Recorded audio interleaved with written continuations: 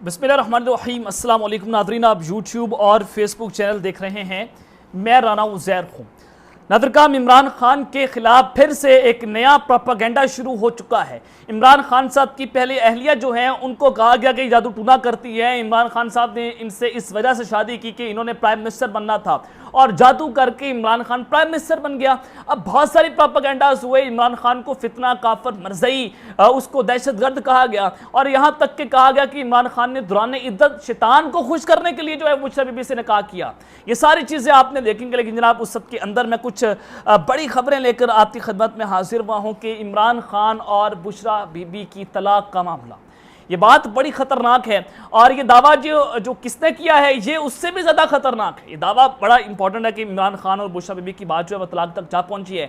इमरान खान साहब और बुशरा बीबी की लड़ाई हो चुकी है, कुछ पाबंदियां आयद की गई हैं। मामला क्या है, माजरा क्या है, ये खबर कहाँ से सामने आई है, ये बड़ी इंपॉर्टेंट डिटेल्स हैं। ये अगर आपके सामने रखूंगा कि ये सूरत हाल किस जानिब जाती हुई दिखाई दे रही है कि इमरान खान का अपना घर जो है वो टूटने जा रहा है। ये दावा जनाब उसका बोझ जो है वो संभालना इस वक्त बड़ा मुश्किल है। और दूसरी जानिब जनाब ताकतवर जो हैं वो उनके पांव पड़ चुकी है, पाकिस्तान की इस्टेब्लिशमेंट के पांव जनाब नून लीग की गवर्नमेंट पड़ चुकी है। और अल-मदद जनरल आसिम मुनीर ये सदाएं पुकारी जा रही है कि हमारी मदद करने आए। और क्या हुआ है, क्या सारा मामला है, और हाथ खड़े कर दिए गए हैं हुकूमत पाकिस्तान की जानिब से और सारी गेम जो है वो इस्टेब्लिशमेंट के पलड़े में डाल दी गई है और बाल जनरल आसिम मुनीर की कोर्ट में आ चुकी है। इस हवाले से बड़ी इंपॉर्टेंट डिटेल्स हैं वो आपके सामने रखूंगा। लेकिन अगर आपने चैनल को सब्सक्राइब नहीं किया, चैनल को बाद में सब्सक्राइब कर लें, बेल आइकन को दबा दें। आने वाली तमाम तरह अपडेट्स आपकी खिदमत में बर वक्त पेश होती रहें। नाज़रीन, मैं सबसे पहले अपनी कौम से एक गुजारिश जरूर करना चाहूँगा कि आपने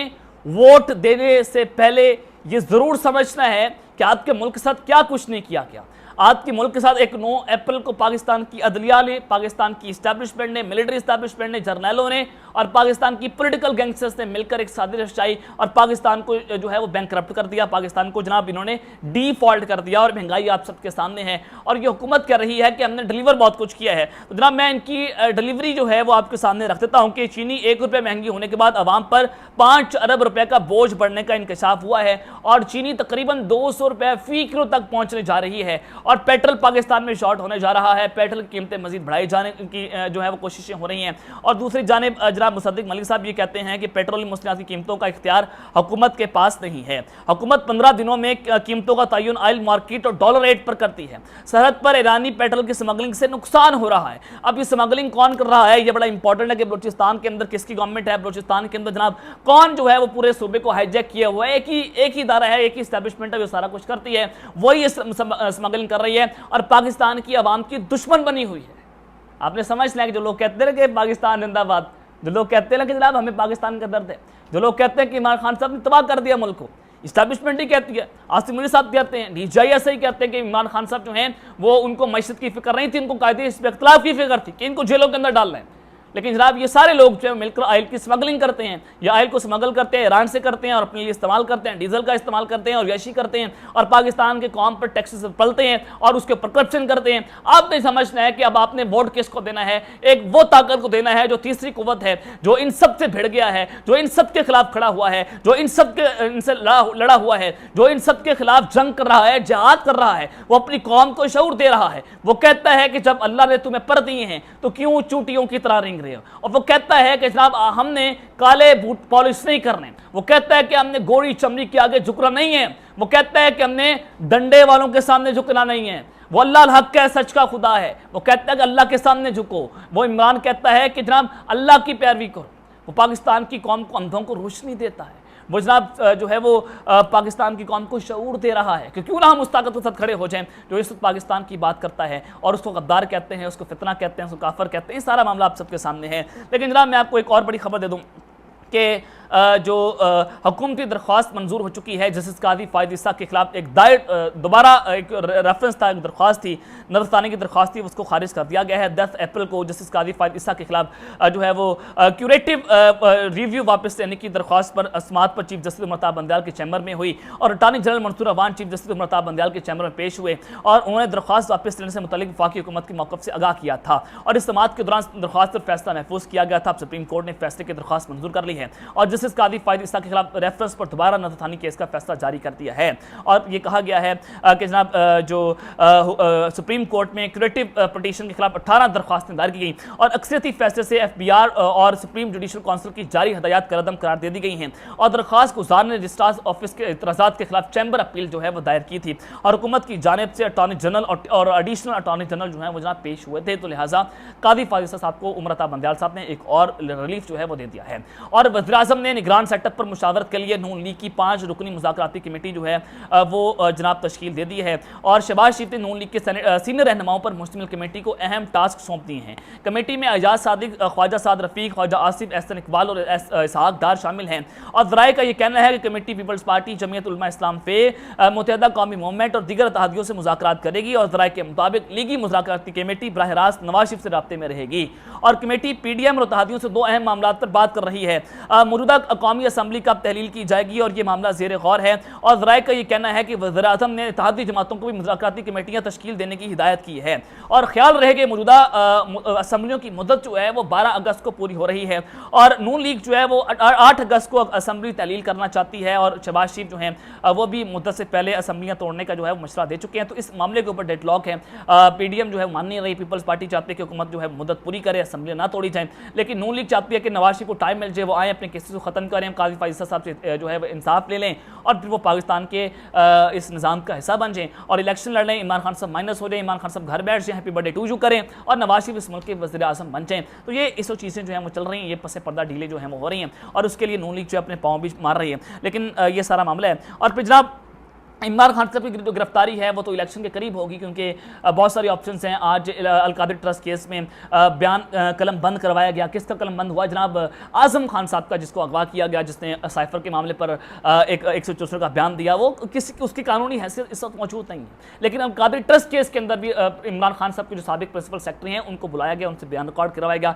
वो उसको किसी को नहीं पता कि वो जेल के अंदर है, ना उसके ऊपर मुकदमा दर्ज है, ना वो जेल के अंदर है, किसकी तहवील में है, किसके पास है। पाकिस्तान की जो अदलिया है वो पूछने के काबिल नहीं है। पाकिस्तान की अदलिया मजबूत नहीं है क्योंकि वो हाईजैक है, क्योंकि वो कॉम्प्रोमाइज्ड है, क्योंकि ताकतवर जो है बड़े ताकतवर हैं, वो ताकत के नशे के धुत हैं, वो अपनी ताकत का बेदरेग इस्तेमाल कर रहे हैं। तो ये सारी चीज़ें आपने समझ रही हैं कि ये मामला जो है वो किस जानिब जा रहा है। लेकिन इमरान खान साहब फिर भी टूटने का नाम नहीं ले रहा। वो लोहे के साथ का मालिक है, वो जनाब पाकिस्तान की आवाम के कंधों पर चढ़ कर आ रहा है और इस्टेब्लिशमेंट पूरा जोर लगाकर भी इमरान खान साहब जो हैं उनको बायर नहीं कर पा रहे, उनको माइनस नहीं कर पा रही। और 75 साल तारीख में पहले कभी नहीं हुआ कि एक सियासी जमात को निकाला गया और वो सियासी जमात दोबारा दुगनी ताकत से वापस आ रही है और इस्टेब्लिशमेंट अपनी पूरी ताकत लगा रही है कि इस जमात को रोका जाए, पाकिस्तान की आवाम के सामने दीवार बना जाए, लेकिन पाकिस्तान की आवाम जो है मानने को तैयार नहीं है। अब जनाब हुकूमत ने ताकतवरों से मदद जो है उसकी पुकार कर दी है कि अलमदद मदद जनरल आसिफ मुनीर के आप हमारी मदद करें। हुकूमत ने जनाब रोना शुरू कर दिया है। मामला जरा क्या है वो आपके सामने मैं रख देता हूँ कि हसन अयूब साहब ने भी कहा कि हमें बताया गया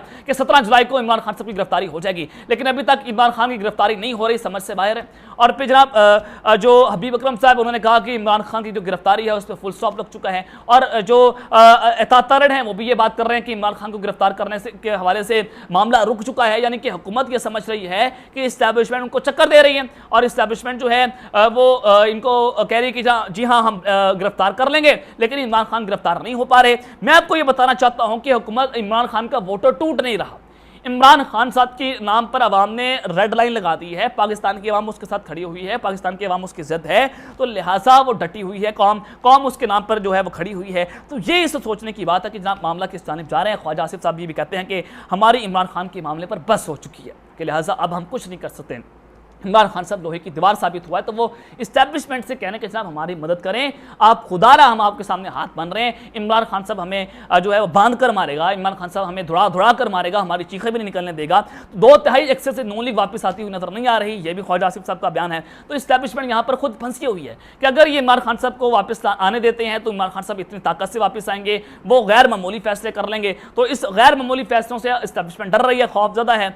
और दूसरी जानिब अगर इस इमरान खान साहब वापस नहीं जाते तो इंटरनेशनल प्रेशर ज़्यादा बढ़ जाएगा, पाकिस्तान की कौम सड़कों के ऊपर निकल जाएगी और पाकिस्तान की माशी सूरत हाल भी इस कदर ख़राब है कि हम ये प्रेशर बर्दाश्त करने को तैयार नहीं हो सकते और वही सूरत हाल पैदा हो जाएगी, अदम इस्तेकाम होगा, दुनिया पाकिस्तान में जनाब डेवलपमेंट नहीं करेगी, माशी मैदानों के अंदर पाकिस्तान में इन्वेस्टमेंट नहीं होगी, तो यहाँ पर भी पाकिस्तान को नुकसान हो रहा है। तो इस्टेब्लिशमेंट इस वक्त फंसी हुई है कि अमेरिका हो, IMF हो, मिडल ईस्ट का इलाके हो, आप चाइना की बात कर लें, रशिया की बात कर लें, सारे रीजन्स जो हैं इस वक्त पाकिस्तान में सियासी इस्तेकाम चाहते हैं। वो चाहते हैं कि वो पॉलिटिकल पार्टी आए, वो सियासी शख्स आए जो पाकिस्तान की आवाम जो है जिसके साथ खड़ी हुई है, पाकिस्तान की आवाम जिसको वोट देना चाहती है। तो यहाँ पर इस्टेब्लिशमेंट बड़ी बुरी तरह से फंस चुकी है, हुकूमत जो है परेशान है, वो इस्टेब्लिशमेंट से मदद की पुकार है, वो जनरल आसिम मुनीर से जो है मदद मांग रही है, लेकिन दोनों जो हैं वो इस वक्त फंसे हुए हैं। अब आ जाएंगे जनाब इमरान खान साहब के खिलाफ जो मामला है कि इमरान खान और जो बुशरा बीबी हैं उनकी तलाक हो गई है, और ये सारा मामला क्या है, ये सारा माजरा क्या है, रात के सामने मैं वो भी बात रख देता हूँ। जब इमरान खान साहब जो हैं जब इनकी निकाह हुआ तो उसके बाद बहुत सारी साजिशें हुई कि इमरान खान बुशरा बीबी के मुरीद हैं और इमरान खान साहब जो हैं उनके बाद जादू टूने सीखने जाते हैं और जादू टूने करके इमरान खान साहब ने सारी गवर्नमेंट हासिल की और बुशरा बीबी जो हैं वो कमरे में पड़ती हैं, वो सारा मामला, बहुत सारी चीज़ें देखी, पिंकी पीरनी यहाँ तक कि इनको कहा गया, बहुत सारे इमरान खान पर जो है वो करैक्टर असैसिनेशन की गई, इमरान खान साहब की किरदार कुशी की गई, उसको फितना काफर मर्ज़ी सब कुछ बताया गया, लेकिन इमरान खान साहब जो हैं वो टूट नहीं रहे। तो यहाँ पर एक बड़ी खतरनाक खबर सामने आई और ये खबर ब्रेक करने वाला है मुज़म्मिल सोहरवर्दी साहब, ये भी सहाफ़ी हैं और उसके ऊपर बात कौन कर रहा है, अनीक नाजी, लंदन के अंदर बैठा नवाज शरीफ का टाउट है और इदारों का टाउट है। और अनीक नाजी साहब ने आज एक थंबनेल लगाया, थंबनेल बड़ा खतरनाक, उन्होंने कहा कि तलाक तलाक तलाक, अगर आप उनकी वीडियो जाकर देखें, उन्होंने कहा कि तलाक हो चुकी है, इमरान खान और जो बुशरा बीबी हैं उनकी तलाक हो चुकी है। दावा कौन कर रहे हैं, अनीक नाजी साहब। अब मुज़म्मिल सोहरवर्दी साहब क्या बात करते हैं जरा वो भी आपके सामने मैं रख देता हूं। उन्होंने कहा कि इमरान खान ने बुशरा बीबी पर पाबंदियां आयद कर दी हैं, यानी कि इमरान खान जो है बुशरा बीबी पर एतबार करने को तैयार नहीं है और पाबंदियां किस तरह से आयद की, अंदर आपके सामने ये भी खबर रख देता हूं। उन्होंने कहा कि इमरान खान ने बुशरा बीबी को उनकी वालदा से मिलने से जो है वो रोक दिया कि वो अपनी वालदा से भी ना मिले और यहाँ तक कि जो उनके पुराने हस्बैंड से औलाद है उनसे, उन बच्चों से मिलने से जो है वो रोक दिया कि आप उन बच्चों से जो है वो नहीं मिलेंगी, मेरे खिलाफ साजिश हो रही है, मेरे खिलाफ बहुत कुछ हो रहा है। अब ये दावा कौन कर रहा है, मुज़म्मिल सोहरवर्दी साहब और अनीक नाजी इसको रिपोर्ट कर रहे हैं। तो जनाब आपने समझना है कि ये इनके पास इतने बाबे हैं, इनके पास इतने पीर हैं, इनके इतने ज़राए हैं कि वो बुशरा बीबी और इमरान खान के दरमियान होते हैं, वो उनके बेड के नीचे होते हैं, उनकी बातें सुनते हैं और बातें सुनकर वो मुज़म्मिल सोहरवर्दी को बताते हैं, बातें सुनकर वो अनीक नाजी को बताते हैं। तो वो अनीक नाजी है वो दुनिया के सामने रखता है कि जनाब इमरान खान की और बुशरा बीबी की तलाक हो चुकी है। इमरान खान उसको रात में बैठकर ये बात करता है, इमरान खान साहब ये बात करते हैं। तो अब आप इनकी मेंटल हालत देख लें कि इमरान खान साहब इनके हिसाब पर तारी हो चुकी हैं, अब ये तोड़ नहीं पा रहे, तो इमरान खान और बुशरा बीबी के सामने क्लैशेस पैदा करने की साजिश कर रहे हैं। और ये अब आपने समझना है कि इमरान खान साहब जब इनसे नहीं टूट रहा तो अब ये नई साजिश के तहत आए हैं और ये वही साजिश है जब इमरान खान और जमाइमा खान की तलाक करवाई गई थी और उसको यहूदी एजेंट कहा गया था और इमरान खान के खिलाफ घटिया साजिश की गई थी। तो अब दोबारा से एक नई साजिश जो है इमरान खान के खिलाफ तैयार हो चुकी है। तो अब तक के लिए इतना ही, अपना ख्याल रखिएगा और इस चैनल का अपना भी ख्याल रखना है। अल्लाह ने के बाद पाकिस्तान जिंदाबाद।